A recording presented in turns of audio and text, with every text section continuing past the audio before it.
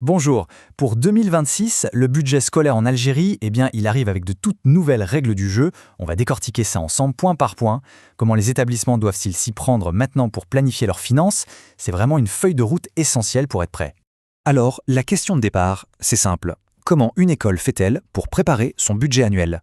C'est un processus qui a toujours été complexe, c'est certain, mais cette année, il est encadré par des directives vraiment strictes. Allons voir ça dans le détail. Bon, on entre tout de suite dans le vif du sujet avec le calendrier. Et attention, c'est un véritable compte à rebours. Les projets de budget, c'est pour le 12 mars. L'approbation finale par la direction, c'est le 26 mars. Et la soumission au ministère, avant le 15 avril. Autant dire que les délais sont très serrés. Première grande étape, sécuriser les fonds.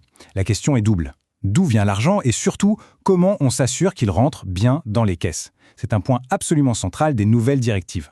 Alors, du côté des sources de financement, les choses classiques comme les subventions de l'État, ça ne bouge pas.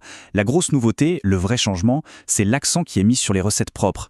Et là-dessus, il y a une insistance très forte sur le recouvrement des dettes, en particulier celle des logements du personnel. Et histoire de bien enfoncer le clou, la circulaire officielle est on ne peut plus claire. Elle parle de recouvrement des recettes, y compris les dettes antérieures, par tous les moyens légaux. Le message est limpide, c'est une instruction sérieuse et ce n'est pas négociable. On passe maintenant à la deuxième partie, l'allocation des ressources. Là, on touche au cœur du budget. Comment est-ce que les écoles sont censées dépenser leur argent pour l'année 2026? Ce graphique nous donne une bonne vue d'ensemble. Ce qui saute aux yeux tout de suite, c'est la part énorme des charges communes. Mais il y a aussi des points très importants sur les repas, l'entretien et les fournitures. Voilà le chiffre crucial à retenir. 35%. C'est le pourcentage minimum, le plancher, du budget de fonctionnement qui doit obligatoirement être réservé aux charges communes. On parle bien sûr de l'électricité, du gaz, de l'eau. En clair, on demande une gestion beaucoup plus économe. Pour ce qui est de la restauration, les chiffres sont très précis. Pour un élève en internat complet, l'allocation annuelle est maintenant fixée à 33 696 dinars algériens. Et pour un élève demi-pensionnaire, le montant est de 13 248 dinars. Des chiffres nets, précis, qui permettent de planifier le budget au plus juste. Autre bonne nouvelle, et elle est de taille, les subventions pour les fournitures scolaires augmentent officiellement pour 2026. Ce graphique le montre bien. La barre pour 2026 est plus haute que celle de 2025. L'objectif, c'est de s'assurer que l'année scolaire se déroule sans accroc de ce côté-là. Bien sûr, il y a d'autres dépenses essentielles à ne pas oublier. L'entretien des bâtiments et des logements, par exemple.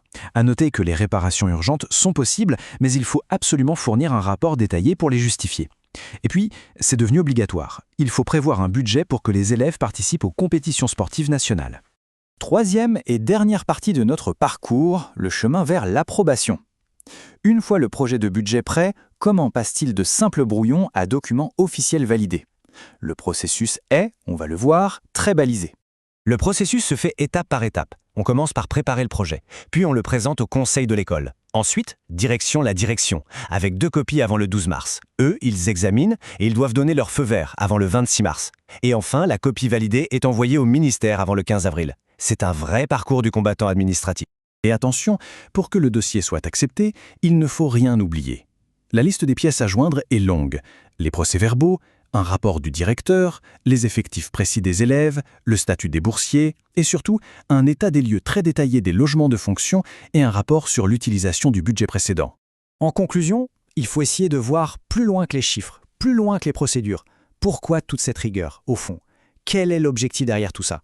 Si on devait résumer, les points vraiment cruciaux à retenir sont des délais très stricts, une chasse aux impayés qui devient une priorité absolue, ce fameux 35% du budget bloqué pour les charges, une augmentation des fonds pour les fournitures et un processus d'approbation qui ne laisse aucune place à l'improvisation. Voilà le nouveau cadre pour 2026. Et tout cela nous amène à une dernière question, une question pour réfléchir. Un budget bien géré, bien ficelé, est-ce que ça garantit automatiquement une meilleure éducation? C'est ça tout l'enjeu qui se cache derrière ces directives administratives, s'assurer que chaque dinar sert, au final, l'objectif premier de l'école.